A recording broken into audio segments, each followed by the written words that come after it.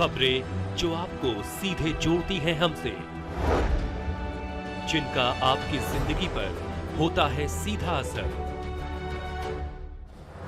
खबरों की वही तस्वीर, बिना बदले बिना डरे, जज्बा सच का लिए, सच दिखाते हैं।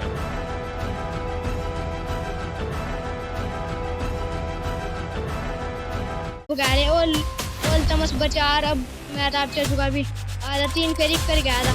फिर इस वाले गेट में भी हलचल सी हुई। फिर जब अम्मी ने गेट खोल दिया, अब्बू को पढ़ा दिया दिक्कत तो गाड़ी सूर्यासीन का पानी पड़ा कर रोटी खा को पढ़ा दिया। मेरे भतीजे ने बताया कि पापा की डेथ नहीं हुई, उनको मारा गया। तो वे कैसे कहने लगे, पापा को इस वाले कमरे में ले जाकर मम्मी ने बंद कर दिया और मुझे उस वाले कमरे में बंद कर दिया। लेकिन उनका अंदर से आवाज़ आ रही थी, कहने लगी कि मेरा गला घुट रहा, मुझे बचा ले अल्तमस, और मेरा भी नाम लिया कि भाई मुझे बचा ले आगे। परिवारजनों के संज्ञान में आई कि इसकी मृत्यु स्वाभाविक और नेचुरल नहीं थी, इसको जान से गला घोट कर मारा गया। परिजनों के आपस में बाद हुई, उन लोगों ने नहलाया तो उन्होंने भी शंका जाहिर की कि गले पर निशान था। उसके बाद परिवार में और चीज़ें निकल कर के आई तो परिवार को ये स्पष्ट हुआ।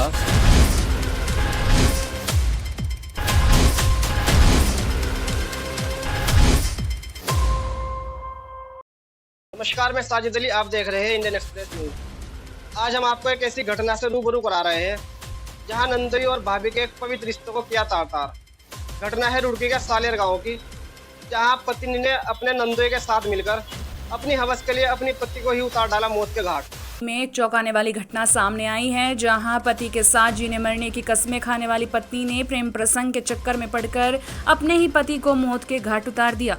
गांव वालों से मिली जानकारी के मुताबिक महिला का उसके नंदोई के साथ अवैध संबंध थे। महिला को अपने अवैध संबंधों पर पति की नाराजगी जताना अच्छा नहीं लगता था। इस कारण से महिला ने अपने प्रेमी के साथ मिलकर अपने पति की हत्या कर दी। पूरा मामला रुड़की के थाना गंगनहर का है, जहां का निवासी सालियर कुर्बान अपनी पत्नी रुखसार और 4 बच्चों के साथ रहता था। घटना के दिन रुखसार ने अपने 3 बच्चों को रिश्तेदारी में भेज दिया, बाकी एक लड़के को दूसरे कमरे में बंद कर दिया।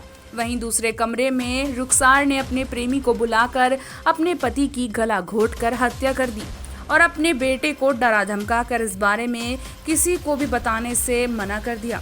खेल को आगा 7:45 या 7:30 बज रहे थे।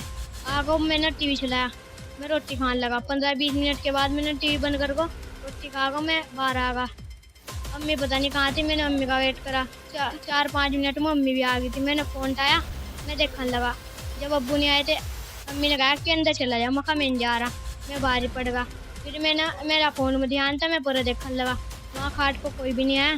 फिर 20 मिनट के बाद अब्बू की आवाज़ आई ना, पहले अम्मी आ गई थी बाहर, मुझे बंद कर दिया इस कमरे में। फिर पर तो अब्बू कह रहे ओल तमस बचार। अब मैं तो आप चल चुका भी आधा 3 फेरी कर गया था।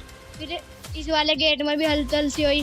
फिर जब अम्मी ने गेट खोल दिया, अब्बू को पढ़ा दिया दिक्कत तो गाड़ी सूर्यासीन का पानी पड़ा कर रोटी खा को पढ़ा दिया। फिर गाड़ी तू ही पड़ जा, मैं जाग रही। फिर मेरी हर मिनट के बाद आँख खुलती रही। अम्मी का डिंगो पढ़ती रही। फिर सुबह को मेरी दलक सी लगी, मैं उठा। जब अम्मी रो नहीं रही थी, जब मैं उठ गया एकदम रोने लगी। फिर बराबर वालों को बताया। फिर चाची गुलाई बुला को, फिर सब आ गए थे ना। फिर मुझे अंदर बुला कर नुकाए थे कि किसी को कुछ ना बताइए। मैं कहा ठीक हो। फिर मैं भी ओबलासा होगा, कभी बुझा नहीं करी कर दो। फिर मैं चाचू को 2-3 दिन बाद बता दिया। शाम को बताया था मैंने, फिर मैंने बताया, फिर वो ही होगा था। थोड़ी देर बाद परिजनों को पता चला कि कुर्बान को दिल का दौरा पड़ा है। जब परिजन मौके पर पहुंचे तो कुर्बान की मौत हो चुकी थी। शव के पास बैठकर पत्नी झूठा रोना धोना कर रही थी। वहीं गांव में कुर्बान की मौत दिल का दौरा पड़ने से हुई है, यह खबर फैल गई। उसके बाद घर वालों ने और सभी गांव वालों ने मिलकर मृतक कुर्बान को दफना दिया। उसके 2 दिन बाद छोटे बच्चे ने अपने चाचा को पूरी घटना के बारे में जानकारी दी कि अम्मी ने किस तरह पापा को किसी के साथ कमरे में मिलकर मारा है, जिसमें पापा चिल्ला रहे थे, मुझे बचाओ। घर आया जैसे ही 8:30-9 बजे करीब, ठीक है, कंपनी से, और उसको बताया गया, मुझे कहने लगे तुम्हारे रात को कि भाई तुम्हारे भाई की मौत हो गई रात 2-2:30 बजे करीब, ठीक है। और मेरे पास आया सुबह फ़ोन भाई तुम्हारे भाई की मौत हो गई। मैं सुबह जैसे यहाँ आया तो मैं उसको देख के होपलेस हो गया। देखो मुझे सोच दिन थी बिल्कुल भी कुछ भी, ठीक है। फिर गांव वाले ने नहलाया वगैरह ये सब कुछ करा। उसके बाद दफना दिया गया जैसा भी कुछ हुआ। उसके बाद मुझे 2 दिन बाद पता लगा, मेरे भतीजे ने बताया कि पापा की डेथ नहीं हुई, उनको मारा गया। मैंने पूछा भाई कैसे? कहने लगे पापा को इस वाले कमरे में ले जाके मम्मी ने बंद कर दिया और मुझे उस वाले कमरे में बंद कर दिया। कहने लगे उनका अंदर से आवाज आ रही थी, कहने लगे ये कि मेरा गला घुट रहा, मुझे बचा ले अल्तमस, और मैं मेरा भी नाम लिया कि भाई मुझे बचा ले आगे, ठीक है। और इस क्रिया पे फिर मैंने ये सुबह मामला ये दर्ज किया कि भाई मुझे इंसाफ चाह रहा, देखो मेरे भाई को मारा गया, ठीक है। इस वजह से मैंने ये काम किया। मुझे मेरे भतीजे ने बताया कि भाई मेरे पापा को मारा गया इसमें। उसमें ये है कि नाम जो आ रहा है उसमें हमारे जीजा जी का भी आ रहा है। उसने यहाँ पे भी बता रहे थे ना कि उसके साथ वो था, हमारे जीजा जी का जो है वो मैटर चल रहा था हमारी बात। जिसके बाद मृतक के परिजनों ने पुलिस को इसकी जानकारी दी और जिलाधिकारी से मिलकर शव को कब्र से निकालकर पोस्टमार्टम कराने के लिए आग्रह किया गया।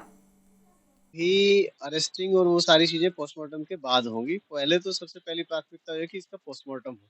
पोस्टमार्टम के लिए जैसा कि मैंने आपको अवगत कराया कि जिलाधिकारी महोदय को पावर्स होती हैं कि पोस्टमार्टम कब्र को दोबारा से बॉडी को निकालने के लिए, शव को निकालने के लिए जिलाधिकारी महोदय से अनुमति लेनी पड़ेगी। शासन प्रशासन की देख रेख में तो उसका पोस्टमार्टम होगा। पोस्टमार्टम के बाद फिर आगे की कार्रवाई अमल में लाई जाएगी। तो पहली प्रक्रिया पोस्टमार्टम है जो कि गतिमान है। पुलिस की जांच आख्या के लिए जिलाधिकारी महोदय ने कल लिखा था तो चली जाएगी। तो जैसे ही मैं मानता हूँ तुरंत के तुरंत इसमें हम लोग कार्रवाई करवाएंगे।